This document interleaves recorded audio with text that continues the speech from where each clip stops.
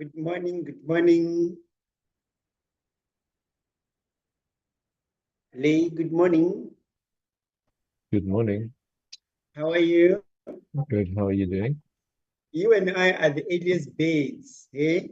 Yeah, no, we get here super early. By the way, you are from which institution? I work for the MP Mark Berg, Dr. Mark Berg.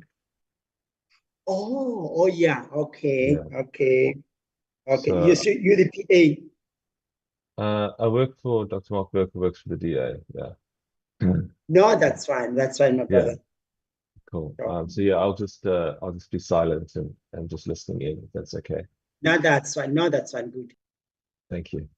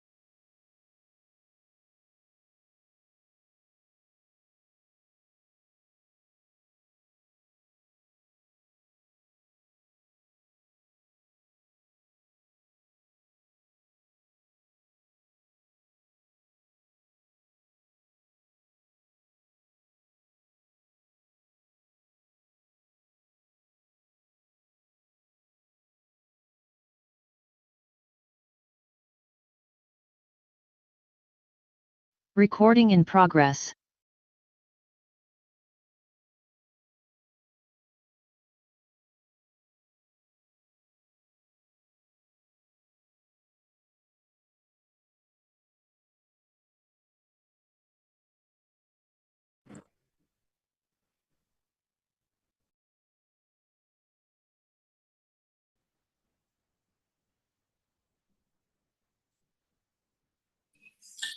Good morning, honorable members.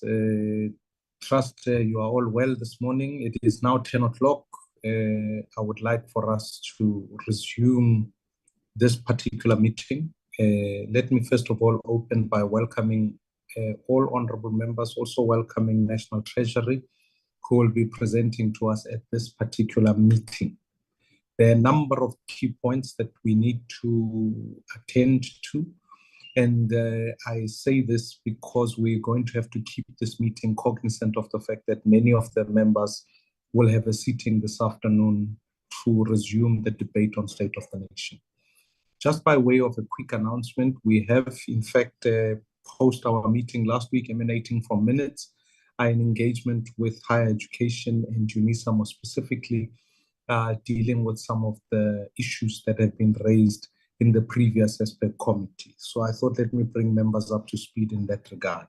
May I, before we adopt the agenda, if there are any apologies, if they can be noted at this point. Are there any apologies from members? Mr. Maubane?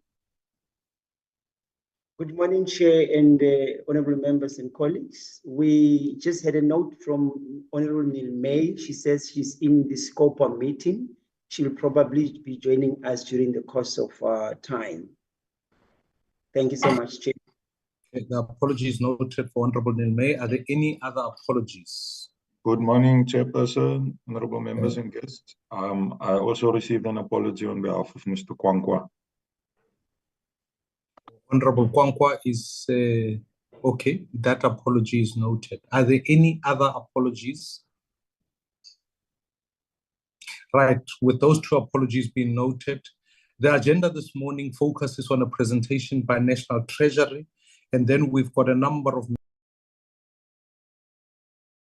October, the 27th and the 29th of November. Those are the only two items on the agenda. If that is agreeable to members, may I move for the adoption of the agenda this morning? May I ask if there's a member who would like to move for the adoption of the agenda?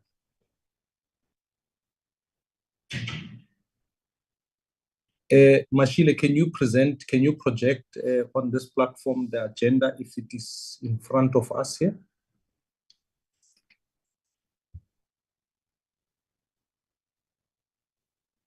That is that.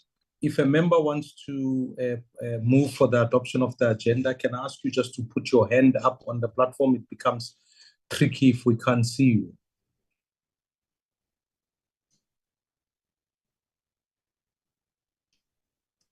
Chair, there's a hand from Honorable Kalega Mazibuko. Honorable Kalega Mazibuko noted.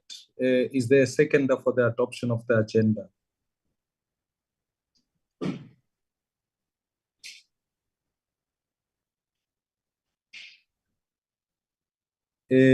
Honorable Bateman, I see your hand. Thank you very much. That being so, that the agenda of the meeting has been duly adopted as such, and we will proceed on that basis. Honorable members, today, just for context behind this, before we get on to this presentation today, National Treasury, a Minister of Finance had written a letter to us saying there were a number of considerations that were taking place before the main budget, which is next week. Therefore, it had meant that some of the presentations and some of the meetings we were scheduled to have, as many of you would know, in the initial draft agenda we'd set up, we were going to have a briefing by the Office of the Chief Procurement Officer, and that would be scheduled for tomorrow. So a number of Treasury institutions had obviously been committed to working on the budget process. So So we've convened this meeting particularly to deal with a particular aspect of quarter quarter two report of certain of public entities and public spending. That is the purpose behind today. But I want members to note that naturally we are dealing with a scenario upon which Treasury had made a special request for us to give them some time to finalize the budget next week. So we will meet today, deal with the item that is on the agenda by the presentation by National Treasury. And then next week, we will then look at the budget, and then the work of the committee will then accelerate on that basis, given the fact that the budget would be tabled and many of the items will then return. We'll go from there with our engagements with PBO, FFC, coupled with the matters that go into obviously some of the work that Treasury has been doing. So I thought it would be important to place it in context in that regard. Let me, without wasting too much time, welcome the team from National Treasury. If I can ask that they introduce themselves.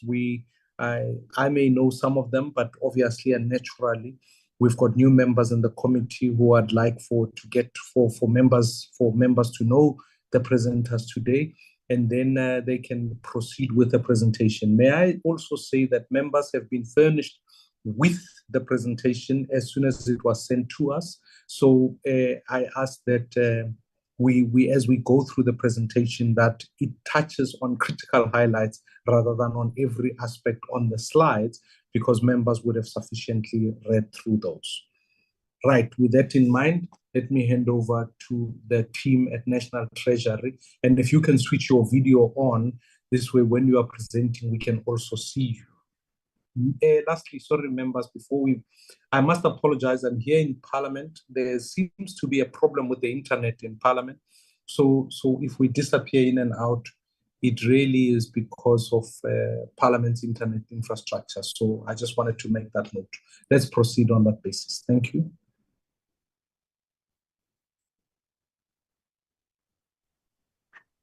Good morning, Chairperson and honorable members.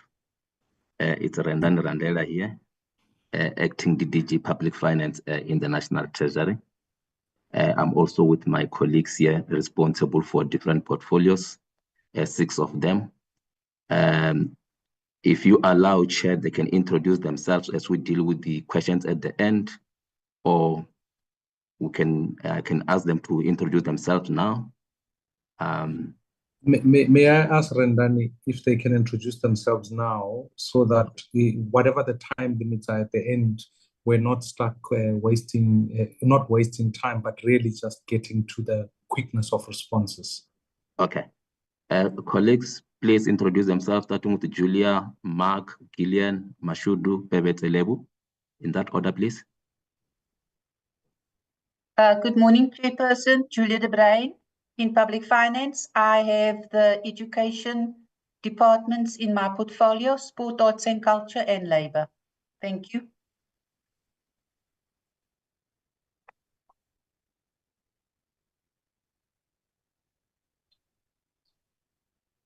Next, please.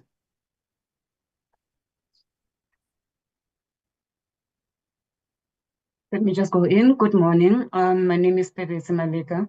I'm responsible for urban development and infrastructure that is in the public finance, that covers departments such as COGTA, water and sanitation, transport, human settlements, DCGT, and minerals. Thank you.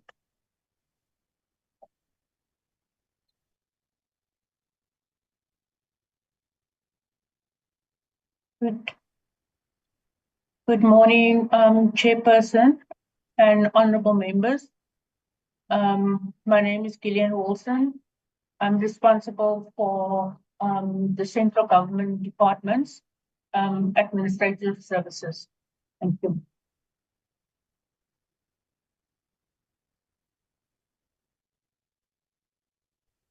Good morning, honorable members. My name is Mashudu Bija. With it from Public Finance, I oversee security cluster related departments. Thank you.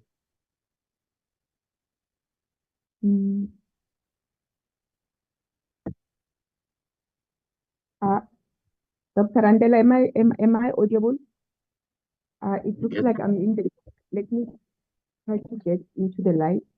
I'm not sure if I'm sure about the light. My name is Leboga Madiba. I am responsible for 7 departments in the economic cluster, which is the TIC, Small Business Development, GSTI, tourism, agriculture, forestry, fisheries, and the environment. Yes, that will be all from my side and their related public entities. Thank you, Chair.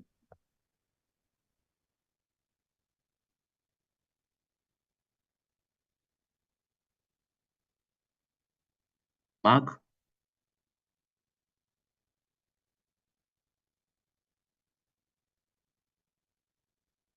Yeah. I think that's all we have, Chair, for now. Allow me to proceed with a presentation. Let me start by saying we'll be presenting Q2 expenditure report for the national departments. Yes, Chair, you are right. We are also in that pool of the National Treasury officials busy preparing for the budget next week. And apologies, we couldn't meet in person as a result. But nevertheless, we felt that we need to get Q2 out of the way. Q3 is due for submission to Parliament today. So we prepare a detailed report, which is all the votes, 42 of them, as well as a presentation. So I will be presenting this Q2 report. I won't be long. I will only be focusing on the key highlights. Okay, I will skip this slide. It's basically the content things that I will be touching on. Let me start with the summary of the aggregate spending and the variances per economic classification. So on the left, we have got the aggregate spending, and then on the right is disaggregation. Randani, I apologize, Doc. I don't want to disrupt you. Can I ask that the presentation be presented rather than the frame of PowerPoint, if you put it as a presentation? Sorry, Chair, I'm seeing the slide on my side. I don't know. Yes, on your side. I can. On my side, I can see just that it is in the PowerPoint frame. What I'm saying is, if they can present it so that it fills the full screen. Do you follow what I mean? Or maybe I'm seeing things that are that. So from where I'm looking, I can see you've opened PowerPoint. I can see all the slides to the left, and I can see the main slide. What I'm asking is that it be put in presenter form so that it is not just a so that we can see it more clearly. Yeah, on my side, I'm seeing it in our PowerPoint, only the slide that I'm presenting. Let me ask the secretary maybe to assist with the sharing, because on my side, yeah, on my side, I was seeing the slide that I was presenting, and not the whole presentation. In presentation form. Yes. In presenter mode. What I mean is it projecting just the slide? If that's the case, it might just be me, a bit like the referee who saw a penalty the other day in a derby. But Rendani, I will not revisit those matters. If the secretary can happen, Darren, is it Darren? Mr. Mashile? If you can assist in projecting the presentation. Mashile, can you represent it if in that way, please?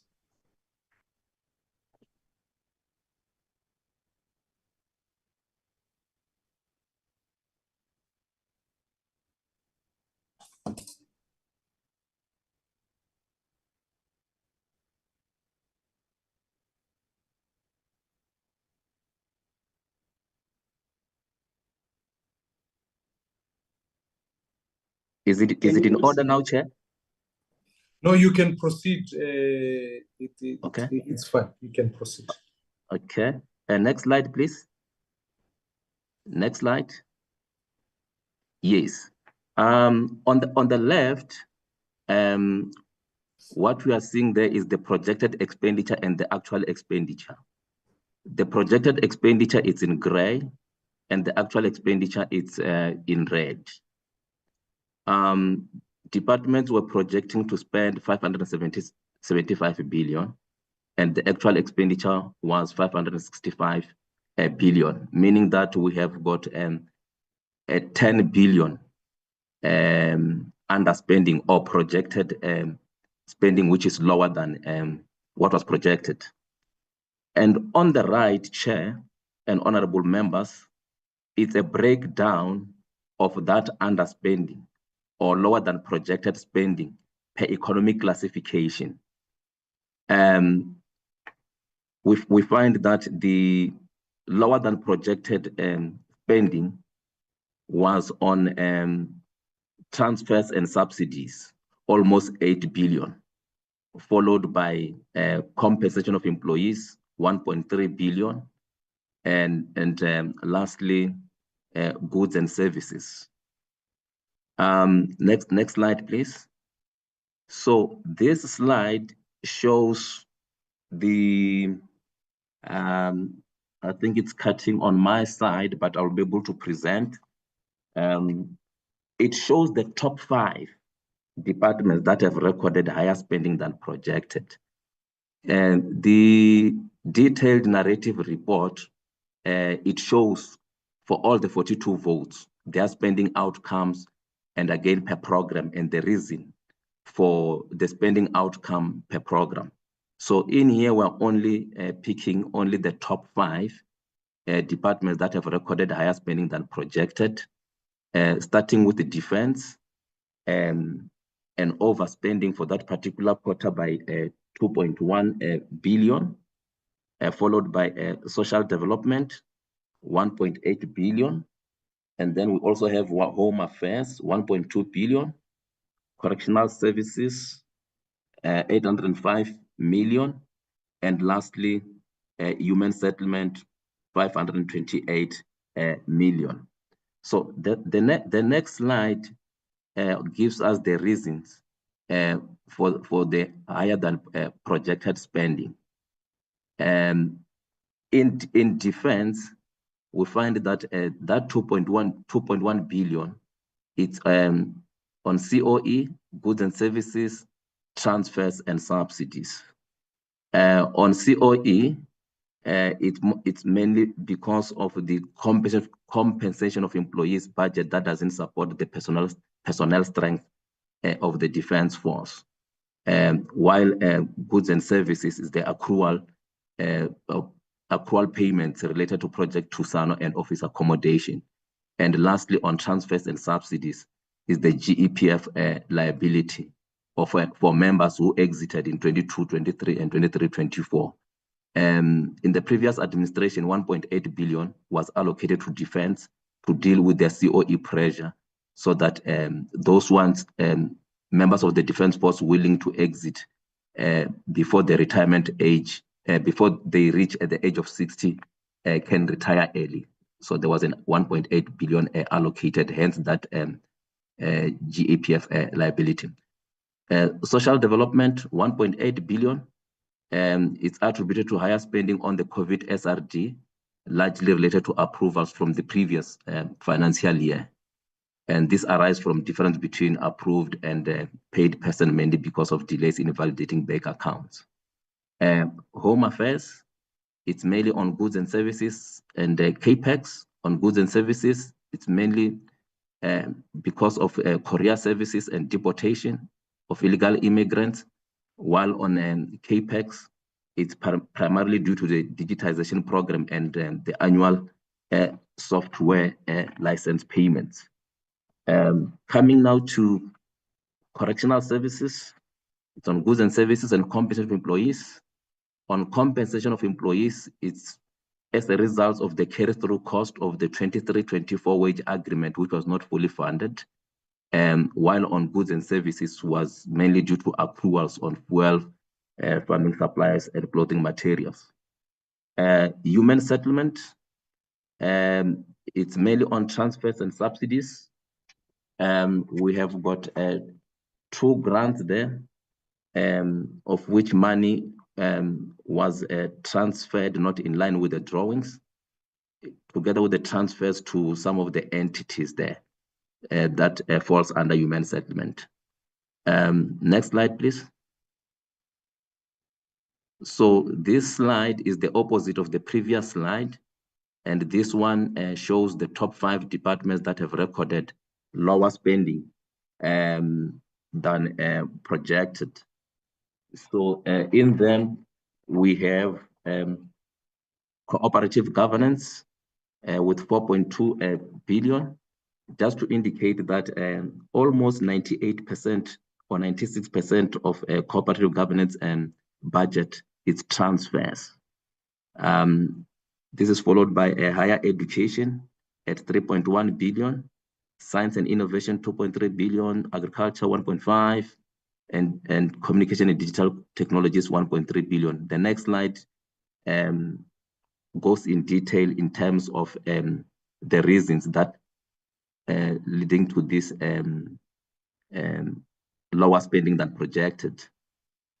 Cooperative governance is mainly due to funds for municipalities which are being withheld for non-compliance with the Division of Revenue Act.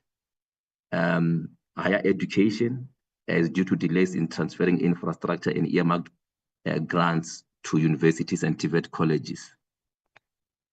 Science and technology, it's again on transfers and subsidies. Agricultural land reform, it's on goods and services and transfers and subsidies.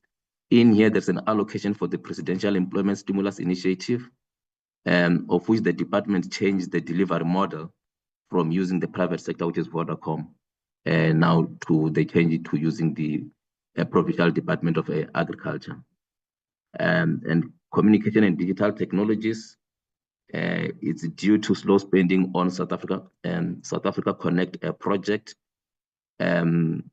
because they are no longer allowed to make prepayments. That's in terms of the accounting standard, and they tried to apply for exemption from the Office of the Accountant General, and that application was declined, unlike in the past where they were allowed to make those transfers.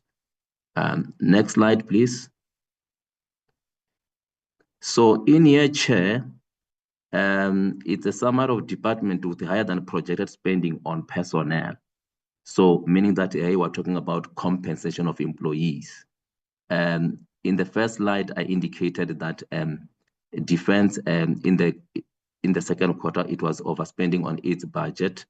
So on the left, those are the numbers of personnel or personnel numbers. And then on the right is the rands and cents associated with those numbers. Starting on the left, we have got what we call the human resource business plan, of which the target for the Defense Force was to fill all the 70,939 posts. And then at the end of quarter 2, the field posts were 67,838, meaning that 3,101 posts are still vacant. I'll still come back to this point of the vacant post in the Defense Force, the 3,000. On the right, the department projected to spend 17 billion, but the actual expenditure is 18 billion, meaning that they are spending more than what they projected, and that amounts to 1.2 billion. So if we compare the two graphs, on the left, we are saying that the department has got 3,000 vacant posts. And on the right, we are saying that they've got a shortfall of 1.2 billion, meaning that the 3,000 posts on the left, they are not funded, meaning that there's no money for those posts because the department is already spending more on compensation of employees, and yet we're still saying that they are vacant posts. So in actual fact, those posts are not funded. Next slide, please. Justice and constitutional development. This is just a summary of a department spending lower than projected spending on personnel. So in here, on the left, the projected headcount target is 24,138, and at the end of Q2, they had 22,256 employees, meaning that we had 1,882 vacant posts. And on the right, they projected to spend 6.2 billion, and they only spent 5.9 billion, meaning that they still have 349 million for those 1,882 posts, unlike the picture of the Defense Force where they had vacant posts, but there's no funding for those posts. But in the case of the Department of Justice and Constitutional Development, there is also some savings on COE due to those vacant posts, meaning that those posts are funded. Next slide, please. So now police, on the left, the target is to fill all the 187,878,000 posts, and they only filled 184,578, meaning that they have got 3,300 vacant posts. And on the right, you can see that they have got 1.5 billion for those posts. So what is happening here, Chairperson, is that they still have the trainees that are still in the colleges undergoing training, and the intention is to enlist the 10,000. So, and at the moment, those trainees, they are earning a stipend, and as soon as they finish training, they will be absorbed permanently and begin to earn a salary, and that underspending on COE, it will significantly go down. Next slide, please. So, Chair, the rest of the slide that follows, I think they are for noting, and they are for Q1 for those selected big entities. We can take it that they are for noting, unless if maybe there are issues, but then we can discuss them as part of Q&As. We can go to the last slide just to conclude. What we are saying is that what in Q2, most of the underspending is as a result of non-compliance with the conditions, and most of those conditions, they are under the transfers and subsidies. For example, transfers to local government, to local government, transfers to universities, etc.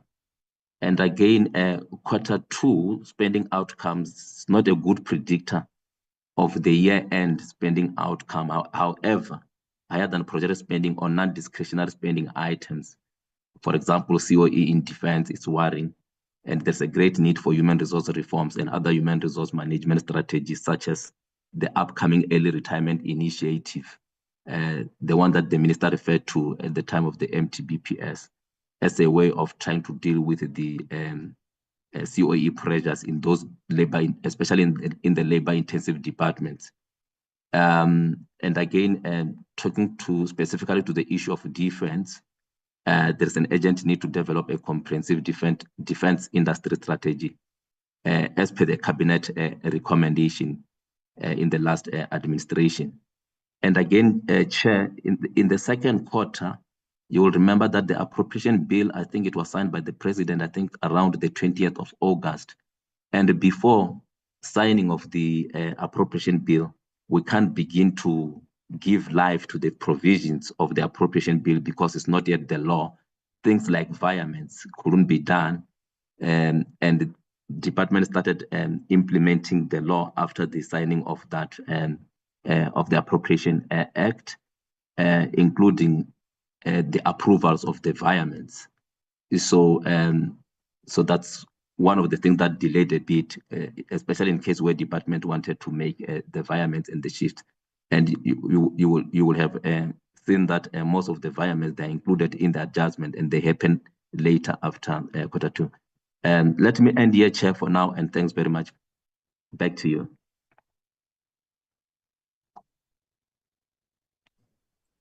Thank you very much, Rendani, and I would have.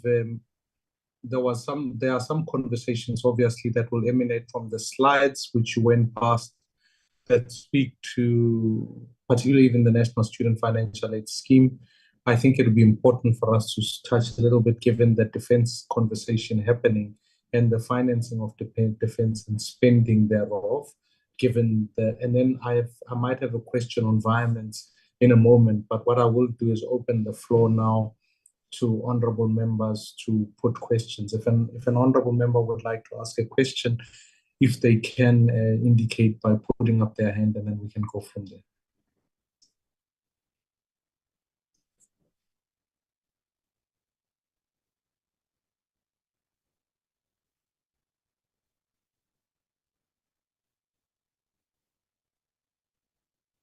Mashile, if there are any hands that are up, if you could let me know, but I don't see any hands.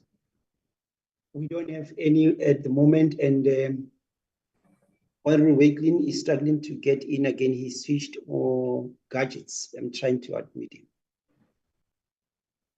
Okay, while we await, I see Honorable Galega Mazibuko has got a question there.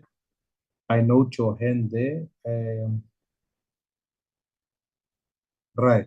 Let me allow Honorable Galega Mazibuko to go, and then I'll go straight after that. Over to you, Honorable Member.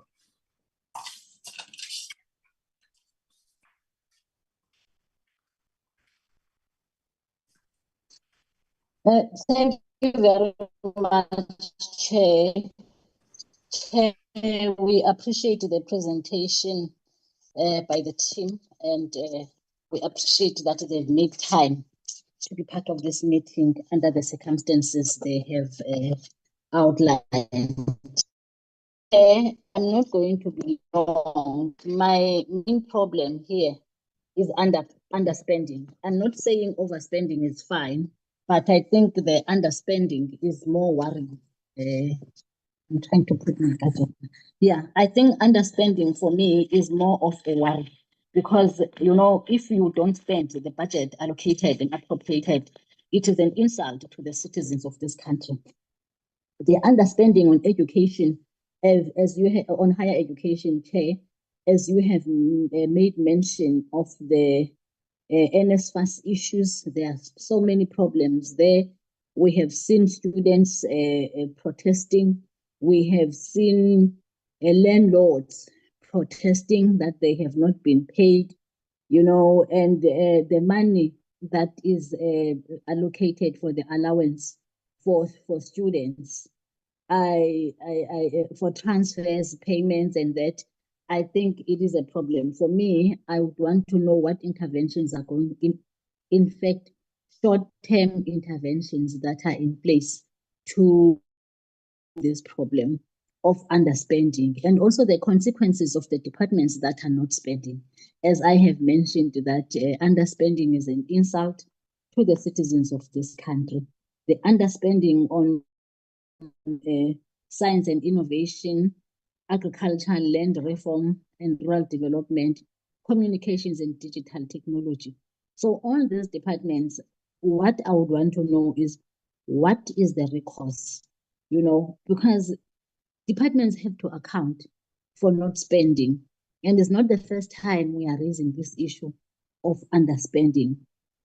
There are so many service delivery issues that are out there, and underspending is a problem. My question for communication and digital technology, on the 1.3 billion underspending, yes, I hear the reasons that you have just touched on, but I would like to know what are the empowerment programs this department has. We know the country is not connected, especially in the rural areas, And even in the urban areas, connectivity is a problem. You are sitting there now, Chair, and talking about the issues of connectivity, but it's worse in the rural areas. Children who are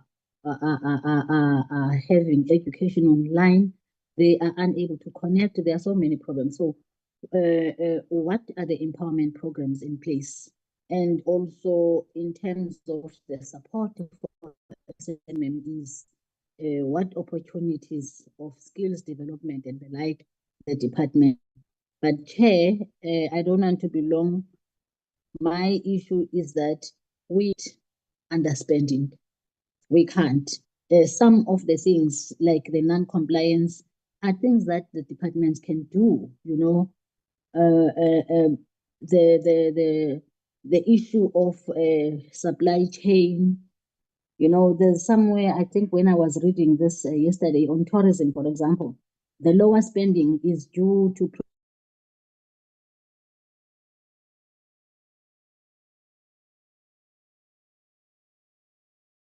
procurement delays, and the end that we can do, it's administrative issues that the departments are not doing. So for me, Chair, I think the department are not taking the citizens of the country seriously. So I'm not going to accept this thing, especially the underspending. Well, same as overspending, but underspending for me is really an insult. Thank you very much, Chair.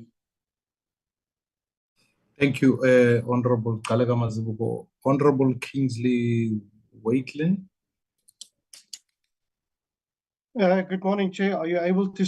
Oops, hold on. Chair, are you able to see me? Yes, we can. Okay, thank you, sir. Good morning, Chair. I just had a struggle logging in here at Acacia Park. We have got signal problems here at Acacia Park, but nevertheless, I picked up on the gist of the presentation. I just would like to ask 3 questions, if I may. Chair, in particular the transfers and subsidies, I'm very concerned that in actual fact, 2 of the 3 major departments are struggling to do transfers and subsidies, and with all sorts of reasons. And in particular, COCTA. I mean, there's almost 4 billion rand that is not spent. And the reason for that is because municipalities have not performed with health due to underspending. And obviously, there's a portion that relates to disaster. We need to bring those municipalities to order, Chair. We need to bring them in, and we need to have a conversation with them and hear what is the issues, and particularly the metros where we have a large contingent of people living. So if we can have a breakdown of specifics around that underspending and which metros have underspent, I think it's important that we start drilling down. Then the matter of higher education and training, I know it's very close to your heart. Chair, if you look at that, it seems to me there's a problem with the infrastructure for universities and TVET colleges purely because they have not submitted their plans. I mean, this is unacceptable. Don't these people want money to promote the universities? Even that's the same discussion we need to have, and particularly those that are sitting in big centres that takes up a lot of students. Chair, I'm very concerned about those in particular. Let me leave the rest. The rest is self-explanatory. Thank you, Chair. Thank you very much, Honorable Waitlin. Let me just take a number of questions myself. So there are 2 points of consideration. Rendani, you raised the point about the delay in the signing of the appropriations bill and what it naturally does to the spending cycle. Now, last year, this particular committee had to process a special appropriation for, in some ways, part of the special appropriation was focused on spending, not only in the ICJ case, but some of the defense work that we're doing in the DRC. So given the conversation that took place last year and the state of defense, I'm wanting to get your perspective on what are some of the elements that need to be crucially included in the defense review, and especially around expenditure. I think that I'd like to understand where I'll ask the question to the presidency in due course, where the special appropriations bill been signed and its own disbursements of those funds that will probably come through in the next quarter report that you put forward. It does remain a genuine concern for me that the cost of employees, I don't know if I got you correctly as far as defense is higher relative to, and I want to understand whether there is wiggle room in terms of equipment and funding in the defense, because part of the challenge that we're facing is that with a high level of expenditure on employees, I'm not getting a sense that we're spending perhaps on the appropriate equipment for the defense. You raised the question about an additional set of police, at least that's in the slide here, a set of 10,000. The president obviously at State of the Nation raises the question of 4,000 within this financial year. I just want to get an understanding as to what the projected figure is, and because obviously the broader pool of police would be 10,000, and perhaps the president was making reference to 4,000 detectives, but commensurate, it doesn't look like the budget forecast includes an increase in the number. So if you are saying the 10,000 is merely a matter of absorbing the trainees that are already in place, that will not translate to detectives immediately. So that might solve my question there. On the point about the National Student Financial Aid Scheme, there's a heightened level of amounts as far as spending on consultants are concerned. I raise it as a concern because I think if NSFAS is incapable in and of itself as a transferring agent, I mean, let's understand its initial mandate is that this is an agency that acts to transfer funds. If that requires consultants all on its ends, what are these consultants? I want to get a deeper understanding of that issue. I had raised previously with the minister the issue of virements, and you raised that part of those came through as a delay in expenditure. But one of the key concerns, and I raised this with Treasury broadly, is that where virements exceed 8%, clearly that must be a decision that is brought through Parliament. Can I ask for some reassurance and on this issue, because it is a genuine concern for me that Treasury and the executive are able to sign off virements, some of them at rates higher than 8%. Naturally, lower than that, that doesn't need parliamentary consensus. But I think there were some that were 8%, that were above 8% last year. And that is something that I would like to raise, that at least let us ensure that Parliament's engagement on this issue is on the table. Lastly, it's a question of Sandral. Sandral, you in your presentation is putting forward a cash surplus. Now, when you look at the Gauteng budget on e-toll repayment, I'm wanting to understand whether there's some budgeting. I might have missed it in the presentation. Some budgeting, as at least in terms of part of their repayment plan, as a contribution towards the broader pool, noting that Gauteng has taken some of it and then National Treasury has some of it. So I want to understand whether or not Sandrail's expenditure going in forward will be part of their contribution in this regard. Now, I'm clear that we're dealing with Q2, so it's not a clear indicator of the total expenditure for the year, but it certainly does give us a sense of some of the trends in some of the spending. So I'd like to get your sense whether you of the view that post Q3, you will see more of these expenditure and payments being done, particularly on the Sandrail matter and some of the entities that are underspending.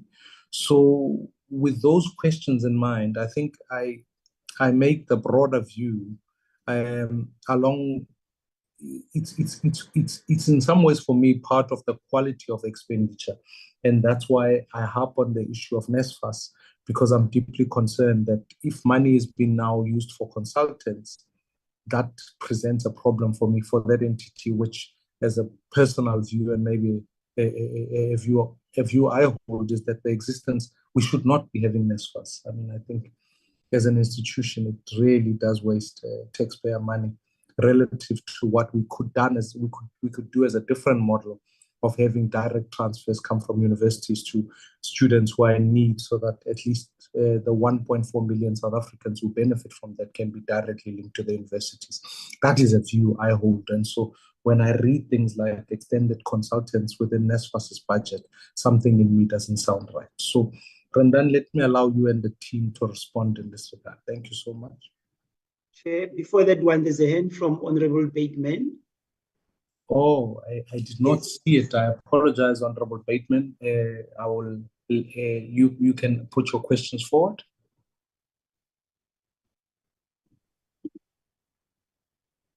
Thank you, Honourable Chair, and apologies, I was a bit slow in raising my hand. So, but thank you for acknowledging me. I just wanted to ask the question around the overspending that's concerning on the defence side. What steps are open to the Treasury in order to actually step in if necessary to make sure that that doesn't result in a major overrun by the end of the year? So what are the possible steps, and what steps will actually be taken? So will Treasury be proactive in intervening in some way to make sure that the defence budget is not overspent by the time we get to the end of the year? And the reason I ask the question is because obviously we are in a very difficult position fiscally, and so overruns are a real challenge that we need to manage carefully. And then in going through the slides, which were very helpful, the one thing which I wasn't able to really get is always what the significance was of the information. So I'll just give you an example. On South African national parks, the spending on goods and services was 77.8 million rand higher than the projected spending due to operational payments, which were higher than anticipated. Now, is that something that's going to be corrected by the end of the year, or is that something that we should be concerned about at this point? And I wasn't able to really interrogate the information or understand the information that I was being presented. So I think that's a specific question, and perhaps I could get an answer on that particular item. But then more generally, would it be possible to have a little bit more analysis on the information that we presented so that we understand whether what we're seeing is something that's significant that we need to pick up on, or whether it's something that we understand and it will be resolved. It's not necessarily a cause for concern. Thank you very much, Chair. Thank you, Honourable Bateman. May I allow DDG to respond, or Doc, you can proceed. Thanks, Honourable Chair and members. Let me deal with some few questions, and then my colleagues will come in. Let me start, Chair, with the issue of environment, the 8% rule. We don't violate that rule. Anything above 8%, we know very well that it is for Parliament. We don't violate that rule. That's why also in our adjustment budget, in the publication itself, we have got footnote 1 and footnote 2, denoting the responsible authority to deal with those environments. So, but anything above 8%, it is for Parliament. And then let me touch a bit on the issue of the Defence Force. My colleague Mashudu will come in. Starting with the question raised by Honourable Bateman, what are we doing to assist the Defence Force? As part of the presentation, I indicated that there was an allocation made, 1.8 billion, to deal with the pressures within the Defence Force, so that they can allow those ones willing to exit earlier than their retirement age, so that they can at the same time rejuvenate the force. And again, out of that, they can generate the savings. And over and above that is the issue of pursuing what Cabinet has requested, the issue of the defense strategy. And again, this talks to the mandate of the defense force flowing from, I think it's section 200 of the Constitution that talks to the mandate of the defense force. But my colleague Mashudu will elaborate more on the issues of the defense force, the critical areas for funding, etc. Let me touch on the issue of underspending. Honorable Mazibuko raised it in length. We prefer from our side, because this is Q2, underspending or overspending, we only realize it at the end of the financial year. What we prefer to use during the course of the year, it's lower than projected spending. Because, Chair, what we're beginning to see now that we're almost, we're about to submit Q3 expenditure report today, all those departments, the top 5 that are overspending, for Q3, those departments, they're no longer there, it's new departments. So you can see that the picture changes during the course of the year as departments start implementing projects, paying invoices, etc. So it's sort of early days to begin to say the department will underspend, including Defense Force itself for Q3. We're not seeing that overspending on COE. Not to say that maybe it's gone completely, but Q3, we're not seeing overspending. So those top 5 departments, they are not there. So, and again, what are the consequences for this underspending?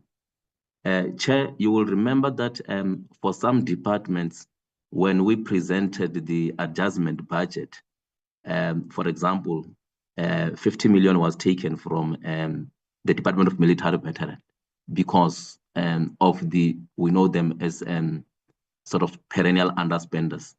Almost every year we take money, and that money was taken, I think it was given to one of the department, if not mistaken, is the Office of the Chief Justice. But the long and short of it is that as part of the budget process or compilation of the budget, these are some of the things that we take into account when we take money from a vote which is not using that money or underspending, we take it to another vote where there are critical priorities. I just want to say as to whether, and again, Chair, still on underspending, we will always see underspending, and I will give you the reason why. I'm not saying that it's right, but it's a reality. For example, within the area of compensation of employees, it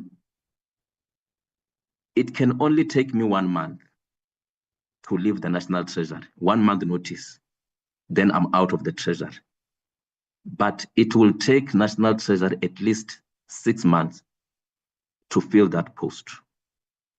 So you can just imagine in a department which has got a huge establishment, where maybe, for example, police, for example, in a month you can have 2,000 people leaving the department, and yet it takes 9 months for the trainees to be in colleges, and then it goes on and on. Again, in certain instances, you have got departments that find better service delivery models, and as a result, they realize savings. So these are some of the causes of underspending, mainly driven by efficiencies. I'm looking at some of them. And as far as Julia will deal with it, Sandra, Chair, without stealing the thunder of the Minister of Finance next week, there are proposals on Sandra, the cash surplus that you have seen. There are some proposals. Let me leave it at that, but there are proposals in dealing with that surplus. given so many priorities in the very same environment. But I think the minister will touch on this, or it will be in the budget by publication. Mashudu will deal with the issue of police and again defense if he still wants to add more. Lewu can come in on DCDT, the empowerment programs, Julia on NSFAS, and any other colleague to deal with any other question raised. Starting with you, Julia, and then followed by Mashudu and Lewu. Thanks, Chair. So on the higher education infrastructure, the Honourable Wakeland is correct. It is a problem when institutions cannot submit the plans that they require for the infrastructure money to flow. And you can understand from the department's point of view, you put down your milestones, and then on achieving the milestone is when you get the first tranche is the plan. And you will notice if you look through the report that you will get tomorrow, the institutions are not reporting. So some of them have received the money, but they're not reporting, so they will not get the next tranche. And that is the nature of the way that infrastructure should work. Maybe it's a little bit more problematic in the social sector departments. They're not infrastructure people, but one would assume at a campus, a university or a TVET, they would have infrastructure people. So maybe that is a specific question that the committee should ask higher education to report on, including their own infrastructure programs with the community education and training colleges, because the need is great, but the service delivery in that respect is not happening. On NSFAS and the consultants, I hear the chair, but obviously it's not my place to comment on whether NSFAS should exist or not. It is currently there. And the consultants that they are using, Honourable Chair, is for ICT. I think that is a gap across the public service, that the kinds of ICT people that you need for when you're building and trying to maintain a system that is both taking in people, so people are applying to you and you're having to pay institutions and you're having to pay students. You need real up-to-date ICT people. And so that's where most of the consultants' budget is going. I mean, there are issues at NSFAS, as the committee is well aware of. They are under administration because obviously for non-delivery, and in the instance of NSFAS, if there's one student that doesn't get their allowance, it means that person is not going to be able to feed themselves. So it's a real thing. And they've got the administrator, and the administrator has a few people with him, and hopefully they've been able to put the system back together so that they can get the allowances out faster, which is what they've been doing. You will remember also, Chair, that they are in a court battle with the service providers that they used for the student allowances. So that has also been taking up some of their time. But it may be worthwhile for the committee to also call NSFAS to ask them to please explain. Thanks.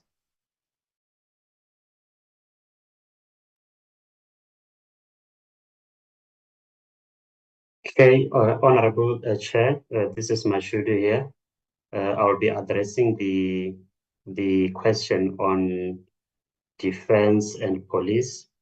Starting with your question, Honorable Chair, on the issue of the defense review and what should be put in the revised defense review as part of the broader defense industry strategy.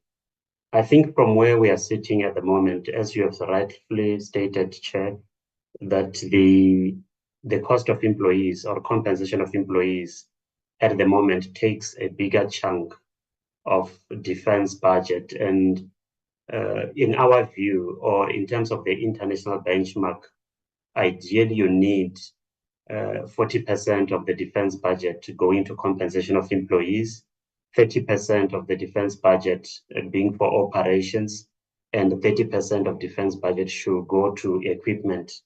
But as we stand now at the moment, defense spends around 60% of its budget on compensation of employees. So, and you can see this is a major cost driver at the moment. So our interest in engaging with defense on the development of the new defense review is that some of this international benchmark, we want this review or revision of the way its budget is shaped, so that then the defense force can be able to respond to its current challenges. Of course, the other important aspect of the defense budget from the policy point of view is the issue of boots on the ground versus investment in technology.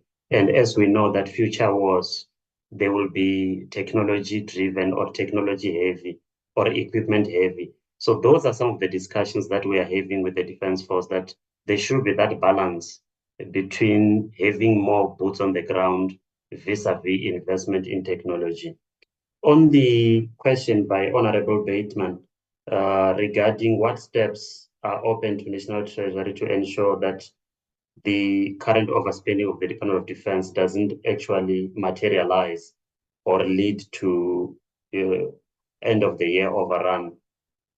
As Dr. Randela has already indicated, if you look at latest numbers for Q3 now, this high expenditure on compensation of employees is starting from what we are doing, we are monitoring, it's starting to sort of go down. And this is precisely because of the revision in their numbers after the Adjustment Appropriation Act has been passed, bill has been passed.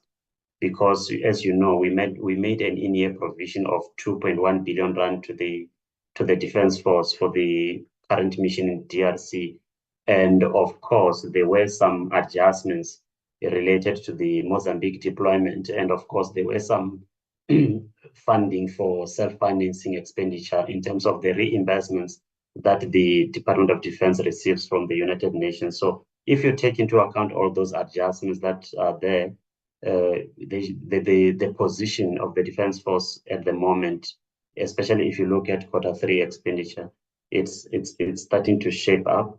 However, as part of our in-year monitoring every month, we remind the accounting officer of the department of their obligation or of her obligation in terms of the Public Finance Management Act, that especially Section 38, that the accounting officer has to prevent unauthorized expenditure and wasteful expenditure. So we continue to remind the department of their obligations in that regard.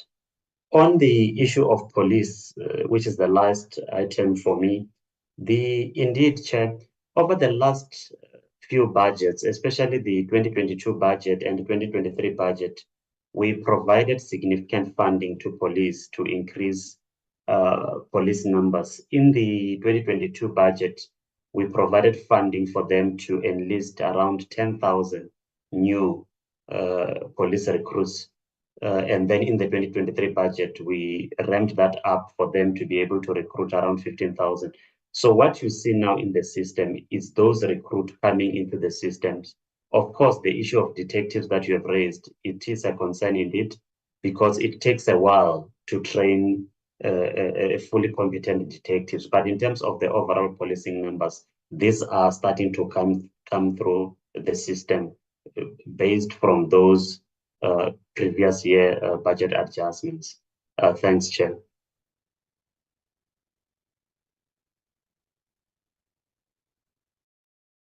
Lebo Opebetse, if you've got anything to add.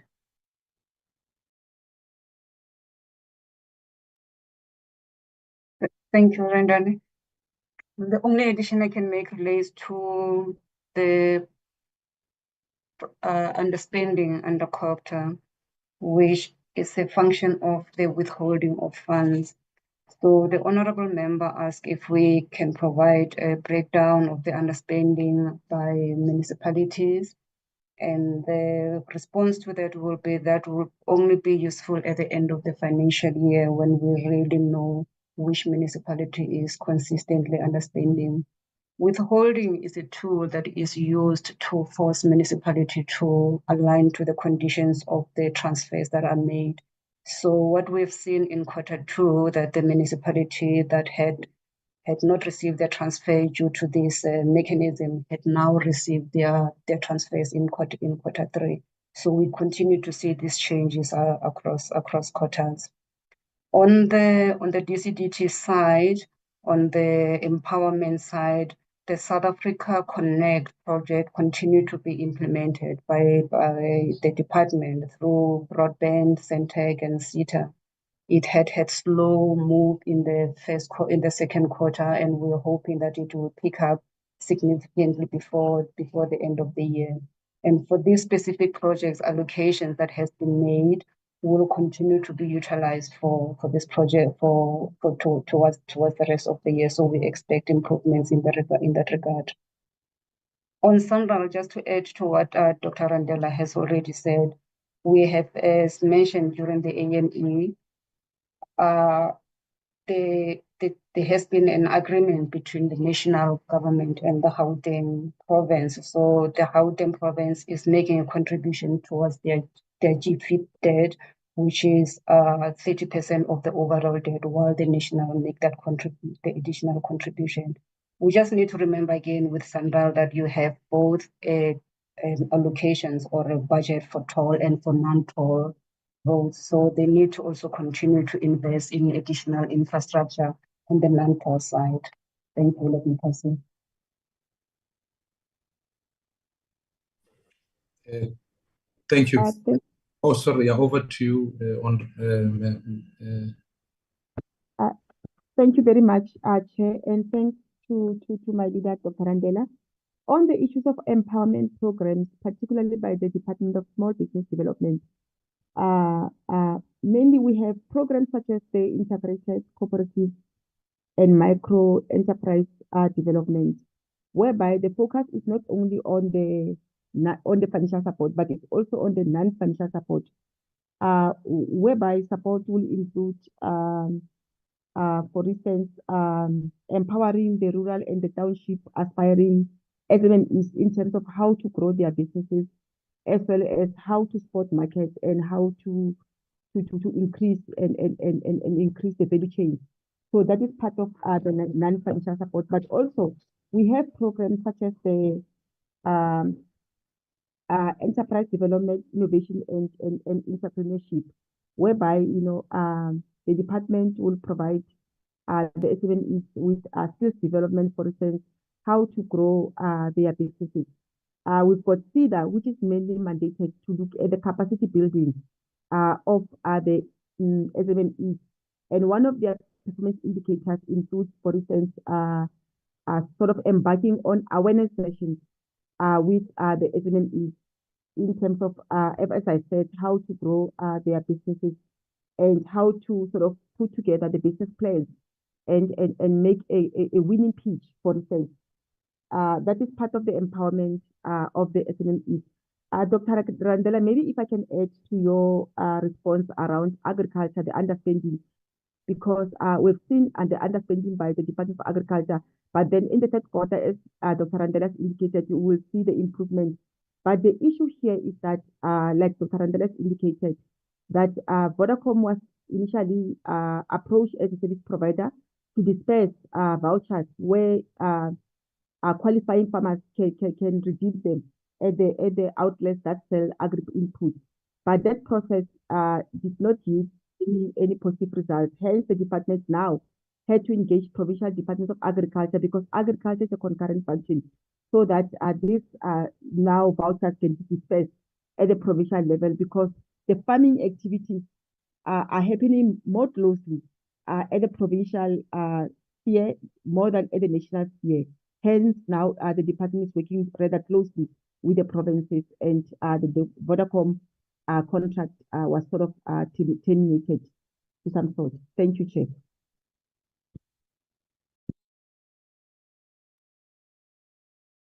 Chair, back to you. This concludes our responses. Thank you. Thank you, Doc. I've noted Honorable Wakelin has a follow-up question. Honorable Wakelin, I'm going to hand over to you. Thank you, Chair.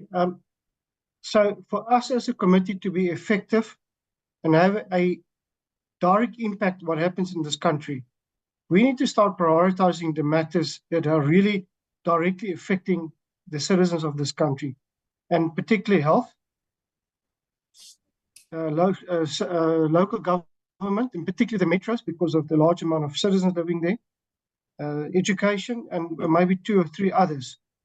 And what I'm trying to get at is, Chair, that let's just talk to COCTA. For us to only have the information at the end of the financial year does not assist us to be able to prepare with a new financial budget coming up now.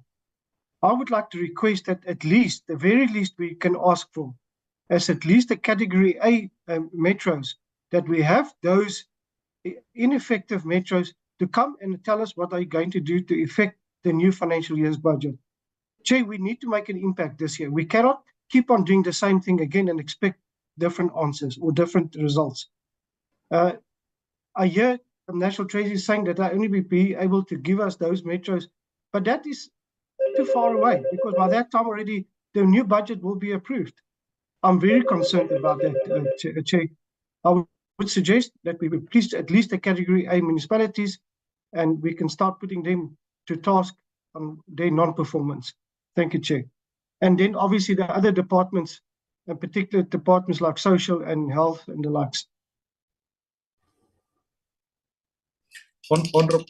Honorable Wakelin, the inputs that you have made, certainly I can respond firstly from a committee point of view to say these are some of the things we have taken into heart. It's why our oversight visit is located in particular municipalities, so that we can directly intervene and hear from the citizens themselves. So that when we make our own submissions as a committee, they're informed by frontline impact for citizens and where citizens sit. So I certainly don't disagree with you on that point.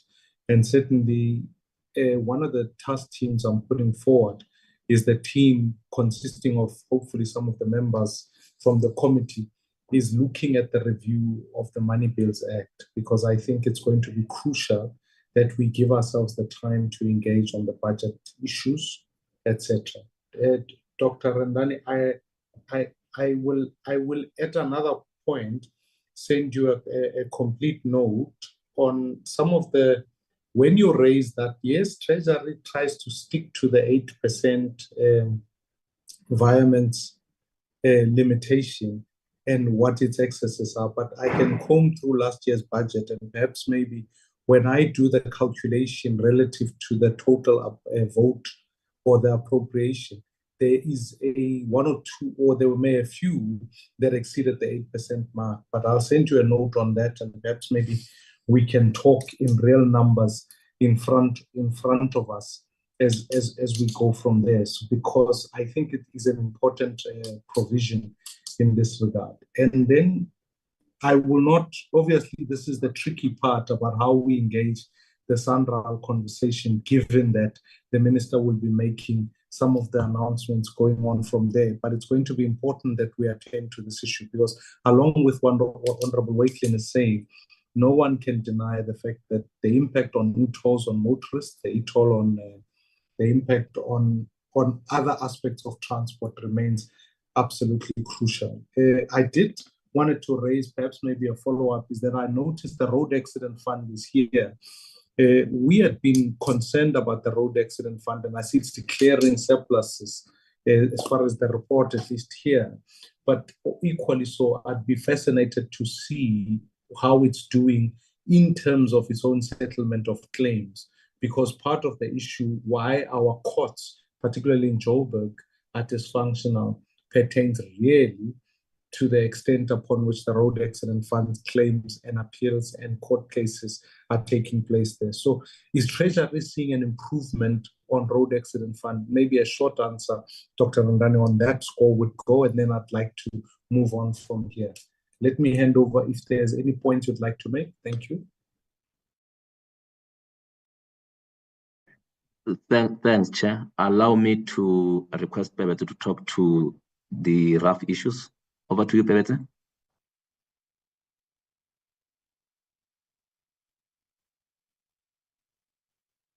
Thank you, Dr. R. So, Chair, at this stage, it suffices to say we are still in engagement with RAF, and we can be able to provide additional information maybe when we do the quarter three. We note and we're aware of the issues that you're raising, and we are engaging at this stage. Thanks.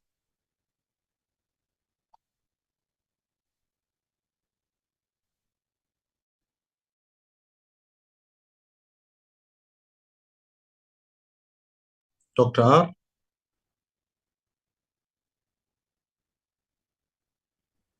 We are done on our side, Chair. Okay.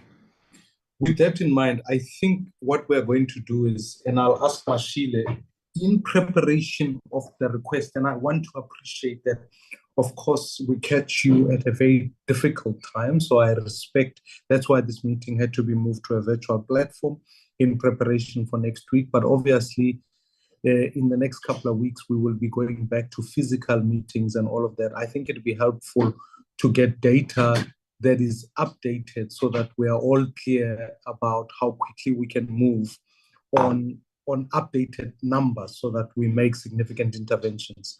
Honorable Wakelin, I cannot concur with you strongly about the plight of local government and frontline services. If we spend, on one level, we spend 60% on the social wage spend. On another level, obviously, municipalities in many instances have got a challenge. This is going to be a crucial aspect of some of the public hearings conversations that we're going to be having. And we're certainly, from a leadership point of view, at least even from my office, working hard at getting that type of dialogue happening, because I think it's going to be important that when we engage Treasury, we are clear about some of the inputs we'd like to make. So I want to endorse your view and say that there's a lot of work that's going on. Let me thank all the members from Treasury, the professional staff, and wish you well. We will connect naturally next week at the tabling of the budget. The honorable members, and I wish you well in trying to balance off so many priorities. I know, having come from the Budget Council, there are many pressing decisions that need to be made. So I wish you wisdom and God's wisdom in this regard. Thank you. Let me, honorable members, because we are on a virtual platform, there are members hopping in and out, and therefore it is becoming a challenge to, when I looked at the nature of the quorum, and I see Honorable Khanyane has joined us, but I can't here confirm that the meeting is fully quorate because members are coming in and out and some are being kicked out. May I move that the adoption of minutes be deferred to the next physical meeting, which will take place obviously next week, Wednesday, just by virtue of announcements. Next week, Wednesday, we have the budget lockdown session, which begins early in the morning. So that's on the 19th of February. That'll be at 11 a.m. for that lockdown. And then on the Thursday, we're having a joint session with the Finance Committee. And then the week thereafter, if I can then propose that at that next meeting, we are able to consider these minutes, because I would hate for us to not be quorate here and then pass a set of minutes. So if I can defer those to that. Is there concurrence from honorable members in this regard? Chair, it's fine. Thank you. I appreciate Honorable Wakelin. With that proposal on the table, may I then look forward to seeing members? We are not meeting tomorrow, but we will so obviously convene our meeting next week at the budget lockdown session at 11 a.m. With those announcements out the way, I want to thank members for their participation today and look forward to seeing you next week. Thank you very much. I now close the meeting. Thank you. Thank you, Chair. Thank you, Chair.